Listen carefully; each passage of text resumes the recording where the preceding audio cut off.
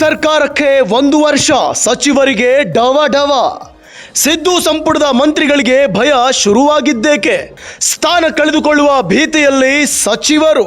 ಶೀಘ್ರವೇ ಸಿದ್ದರಾಮಯ್ಯ ಸಂಪುಟದ ಪುನರ್ರಚನೆ ಮಾಡ್ತಾರಾ? ಸಚಿವ ಸ್ಥಾನ ಕಳೆದುಕೊಳ್ತಾರಾ ಪ್ರಭಾವಿ ಸಚಿವರು? ಸಚಿವರ ಬದಲಾವಣೆಗೆ ಮೌಲ್ಯಮಾಪನವೇ ಅಸ್ತ್ರ. ಮಂತ್ರಿಗಳ ಕಾರ್ಯವೈಖರಿ ಆಧಾರದಲ್ಲಿ ಬದಲಾವಣೆ. ಕಾಂಗ್ರೆಸ್ ಪಾಳೆಯದಲ್ಲಿ ಶುರುವಾಯಿತು ಗುಸುಗುಸು. ಲೋಕಸಭಾ ಚುನಾವಣೆ ರಿಸಲ್ಟ್ ಬಳಿಕ ಚೇಂಜ್ ಫಿಕ್ಸ್. ಸಿದ್ದು ಸಂಪುಟದ ಮಂತ್ರಿಗಳಿಗೆ ಭಯ ಶುರುವಾಗಿದೆ. ಹಾಗಾದ್ರೆ ಸ್ಥಾನವನ್ನ ಕಳೆದುಕೊಳ್ಳುವಂತಹ ಭಯದಲ್ಲಿ ಇದ್ದಾರಾ ಸಚಿವರು?